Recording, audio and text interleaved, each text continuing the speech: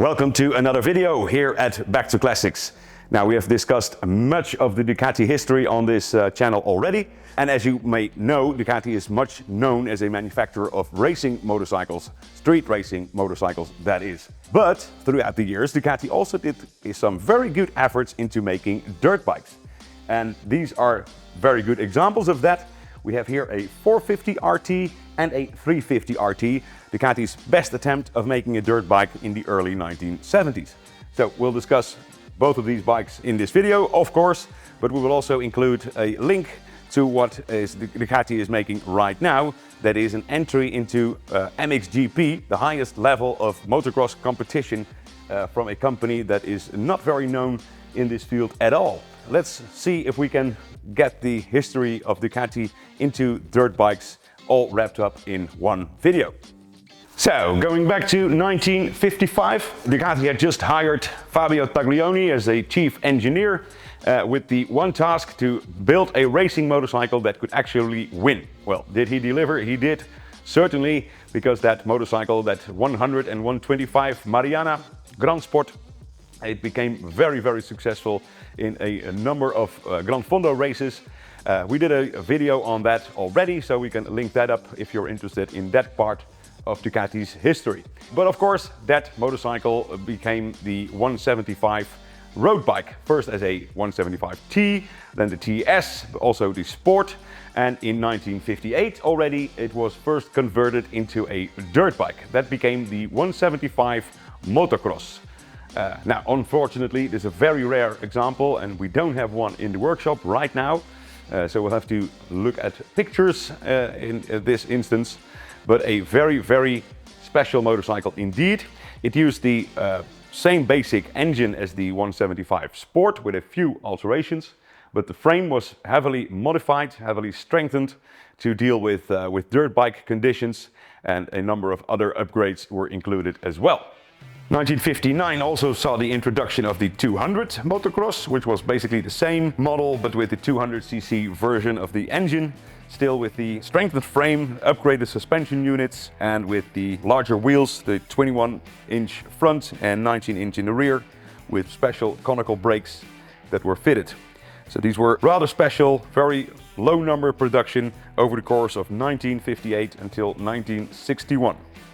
The US was a big market for Ducati at the time, and that meant that the local importer, which was Berliner from New York, he had a big say in what motorcycles Ducati was to develop, especially for the US market.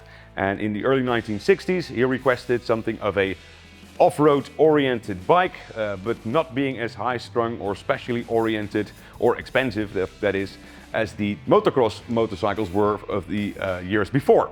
And that became the 1962 250 Scrambler, the first Scrambler that Ducati made. And one could argue whether that whole Scrambler range that it spawned, because there was a Scrambler available from 1962 until 1974, how that range of bikes actually must be regarded.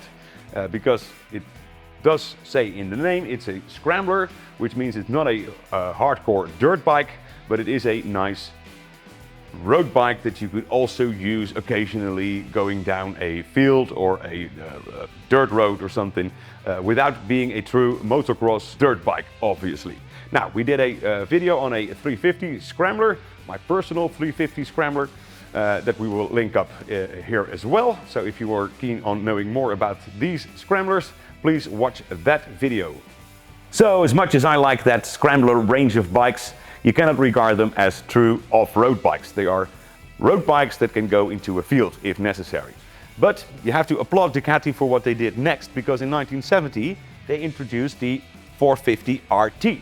Now, many people think of this as a uprated Scrambler, but it is definitely not. It is a specific designed everything specifically for off-road use.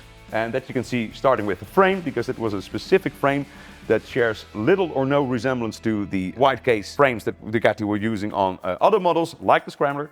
So this is completely new. It shares a little bit of the basic layout with the 750 GT frame that was thought of around the same time, but little to no resemblance to the street frame that was used on other singles.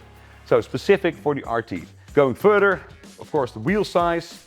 21-inch with a smaller brake hub, rather taken from the 160 Monza, but also a specifically designed front fork by Marzocchi, 35 millimeters, specially designed mud guards, front and rear, specially designed fuel tank, all specific for the RT, designed the exhaust system as well as the rear swing arm with a different set of adjusters for the chain tension and handlebars as well. Everything was specifically made for the RT. And it paid off because it was a rather successful off-road dirt bike. If you compare it to the competition at the time, it may have still have been too large and too heavy. That may be true, but it is a rather powerful four-stroke engine, 450cc, and that is something that not many other manufacturers were offering at the time, because most dirt bikes, especially around that era, were moving into two-stroke engines, much smaller than the 450. Difficult to compare to its contemporaries, but definitely a good effort by Ducati to make a proper dirt bike. Now, the engine was taken from the 450 Mark III Desmo at the time, but with an added pressure release valve on the cylinder head in order to get decompression and get the piston at the right time before attempting to start it. Starting was not very easy with the 450, especially because it has no center stand, only a side stand, so you have to start the bike upright or on the side stand, and that is why that decompression valve that is operated here with a lever on the handlebar comes in handy when attempting to start this bike.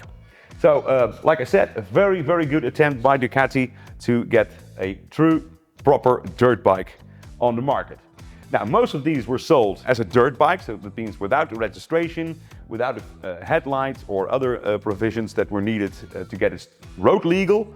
But there was a kit available that many also got, comprising of a headlight, a tail light, a horn, etc. Just some very, very basic rudimentary electronics to get the bike road legal. And especially in Europe, most of them were fitted with that bike, making it into an enduro dirt bike rather than a highly strung dirt bike without having the opportunity to take it to the road. So that is also what you see here on this example. It is a originally US supplied dirt bike, but with the additional headlight, etc. to make it road legal. And now what we have here is a 350 RT. Not many people are aware of this bike even existing, because the 450 RT is much more known. And that is of course because the 350 RT was more or less meant for the Italian market alone, although it was sold in other markets throughout Europe, but particularly not in the US, where only the 450 RT was available. So the 350 RT was a cheaper version using the Scrambler 350 engine. That means it doesn't have the desmodromic valve actuation the 450 RT got. But other than that, it is more or less the same bike as the 450, same frame, same layout, same bodywork, same wheels, etc. So it's just the engine that is a little less powerful, but it also makes it easier to live with on a daily basis, especially when considering starting. Because the 350 is, in my opinion, the sweet spot of the wide case Ducati engines, having more power than the 250. Of course, that is something you will very much notice, but also it keeps the vibrations up to a level that is that you can live with, more than a 450 that obviously has more power than the 350. But still, like I said, 350 is sort of a sweet spot in my opinion. So therefore, a very, very nice bike. Now, this bike has been serviced over the course of the last few days, fresh oil, etc. It has very nicely been restored by someone else a few years ago, and it's a very nice and original 350 RT. And weather seems to be okay, especially considering it is the end of November here in Holland. So let's take this bike out for a ride.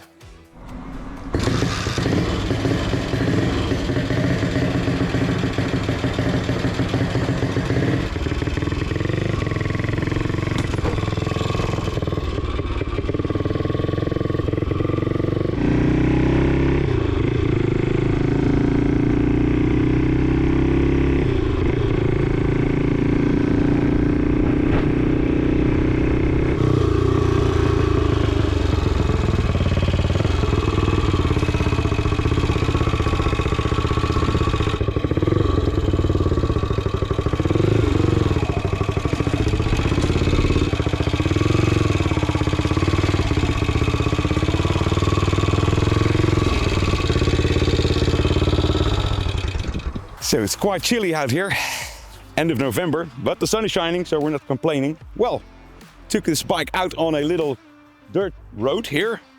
Dirt road where you can enjoy your dirt bike illegally. Already after a few hundred meters it is covered in mud, so I don't think I'm going to continue on this little journey here. That's something you need to take into account when buying a dirt bike that's nice and shiny. You don't take it to the dirt road anymore. But well, that's the story of these bikes, I'm afraid.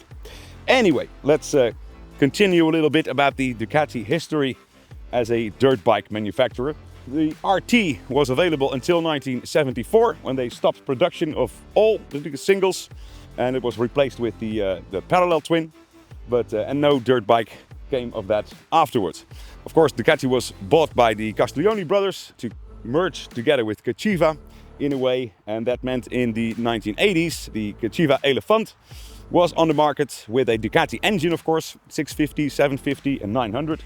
Famously, they won the Dakar Rally in 1990 with Eddie Orioli. So that was a huge victory for Ducati, or at least for Cachiva. No real dirt bike was offered under the Ducati brand until that changed later with the Desert X, actually a few years ago. And the big thing, of course, now is that Ducati announced in 2024 that they were entering the Italian Motocross Championship with a completely new bike. It was the 450 Desmo MX, and that was rather successful, and even Ducati made a bold move of stating that this year, 2025, or next year rather, they will also enter MX Grand Prix, the highest level of dirt bike racing. So, like I said, a bold move for a company that, well, has some history in dirt bike and competition along its history going back to 1958, but it's not a known manufacturer of dirt bikes at all if you compare it to the likes of KTM or even Yamaha, Kawasaki, Suzuki, Honda, you name them. So, well, we'll have to see what comes of that. Ducati is quite successful in many other racing departments, so we'll have to see how things continue in motocross. That said, the 350 RT, great bike to drive. Actually, it's you feel that it's much lighter than a stock Scrambler. So Ducati did a very, very good effort in the 1970s to make this this beautiful dirt bike, something that you can really, really enjoy. Now, both the 350 RT, this one, and the 450 RT that you saw earlier, they're both for sale. Please check them out on our website if you want to know more about these bikes. And of course, if you have any questions, you can also reach out via email or telephone. All details are in the description. So that's about what we can say. Let's go back to the workshop with a nice tour, and perhaps I can tell you a little bit more about how this beautiful 350 RT is to ride.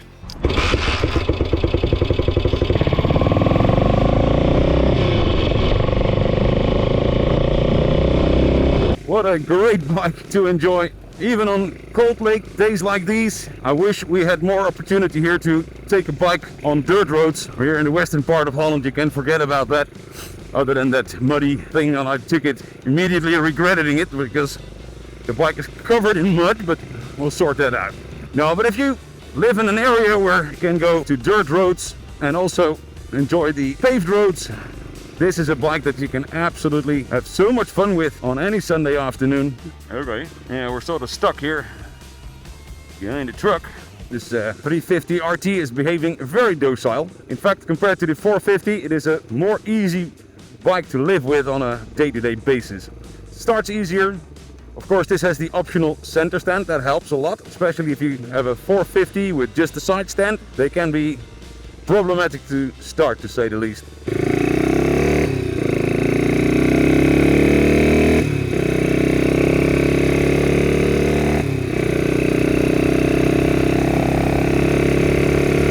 Yeah, this is very, very nice bike to have some adventures with, especially in areas where you know the back roads and the dirt roads. Perhaps take it a little bit off-road, do some trials. You can do all kinds of things with this beautiful classic dirt bike. And of course a glorious Ducati single-cylinder engine. It is such a joy to drive.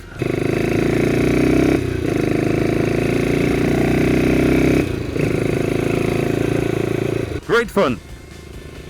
But I think we have to go back to the workshop, get this thing cleaned, and up to the next project. So I hope you get a good impression of how it is to ride an RT, this beautiful Ducati classic dirt bike. And that also concludes this video here at Back to Classics. We thank you very much for watching. Toodle-a-dokie, and see you next time.